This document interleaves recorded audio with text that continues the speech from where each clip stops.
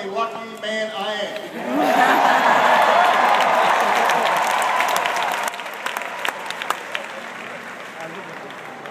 Aaliyah and Sasha, we are so proud of you.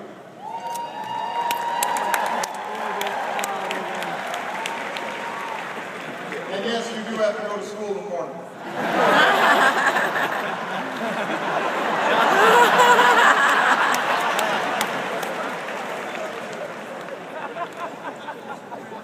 Joe Biden, thank you for being the very best vice president I could ever hope for.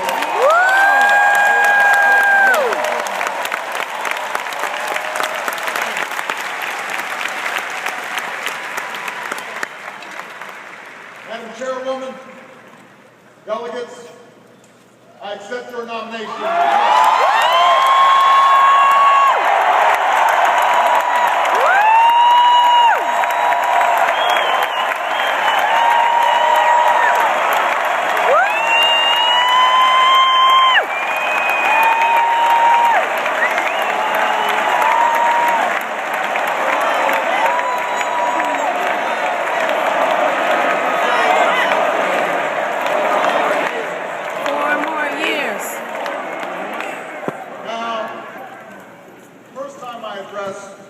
This convention in 2004, I was a younger man.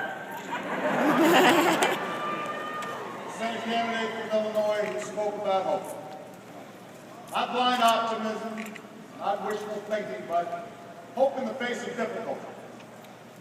Hope in the face of uncertainty. That dogged faith in the future which has pushed this nation forward, even when the odds are great. Even when the road is long. 8 years later, that hope has been tested. By the cost of war, by one of the worst economic crises in history, and by political gridlock that's left us wondering whether it's still even possible to tackle the challenges of our time. I know campaigns can seem small, even silly sometimes. Trivial things become big distractions. Serious issues become sound bites. The truth gets buried under an avalanche of money and advertising. If you're sick of hearing me approve this message,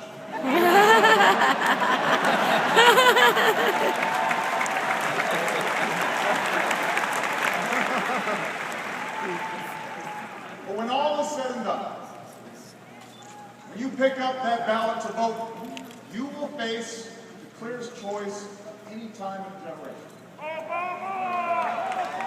Over the next few years, big decisions will be made in Washington on jobs, the economy, taxes and deficits, energy, education, war and peace.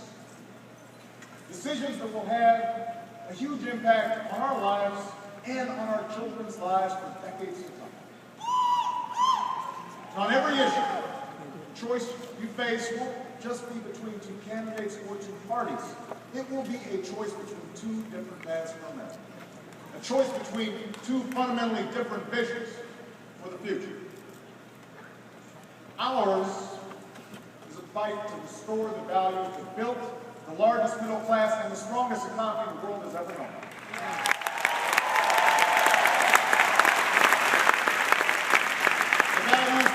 My defended as a soldier in Patton's army.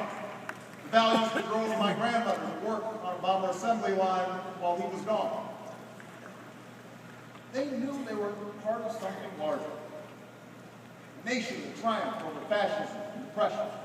A nation where the most innovative businesses turned out the world's best products, and everyone shared in that pride and success, from the corner office to the factory floor. My grandparents were given the chance to go to college, buy their own home, fulfill the basic bargain at the heart of America's story. The promise that hard work will pay off, that responsibility will be rewarded, that everyone gets a fair shot, everyone does their fair share, and everyone plays by the same rules, from Main Street to Wall Street to Washington, D.C.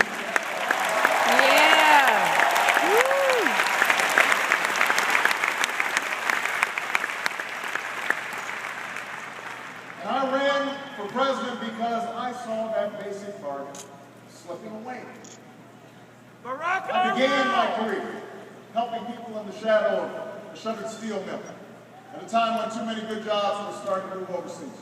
And by 2008, we had seen nearly a decade in which families struggled with costs that kept rising, paychecks that didn't. Folks racking up more and more debt just to make a mortgage, to pay tuition, put gas in the car, food on the table. And when the house of cards collapsed in the Great Recession, millions of innocent Americans lost their jobs, their homes, their life savings, a tragedy from which we're still fighting to recover. Now, our friends down in Tampa at the Republican Convention were more than happy to talk about everything they think is wrong with America. But they didn't have much to say about how they make it right. They want your vote, but they don't want you to know their plan.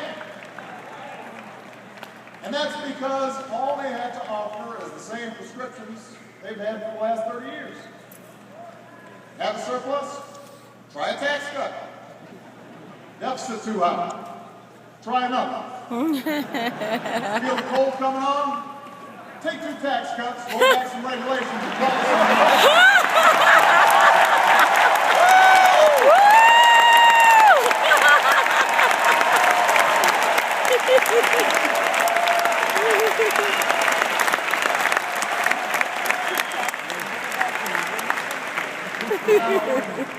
I cut taxes for those who need them. Middle-class families, small businesses. And I don't believe that another round of tax breaks for millionaires will bring good jobs to our shores or pay down our deficit. I don't believe that firing teachers or kicking students off financial aid will grow the economy, help us compete with After all we've been through, I don't believe that rolling back regulations on Wall Street will help the small businesswoman expand or the laid-off construction worker keep his home. We have been there. We've tried that, and we're not going back. We are moving forward, America.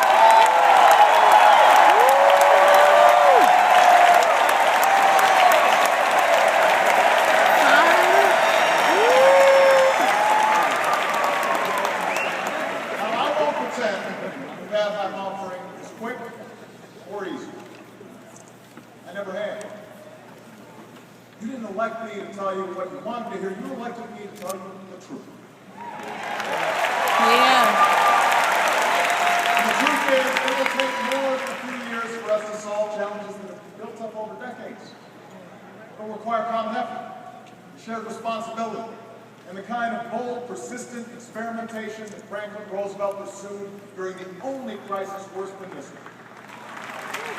And by the way, those of us who carry on his party's legacy should remember that not every problem can be remedied with another government program or dictate from Washington. But know this, America, our problems can be solved. Our challenges can be met. The path we offer may be harder, that leads to a better place. And I'm asking you to choose that future. I'm asking you to rally around a set of goals for your country. Goals in manufacturing, energy, education, national security, and the deficit. Real, achievable plans that will lead to new jobs, more opportunity, and rebuild this economy on a stronger foundation.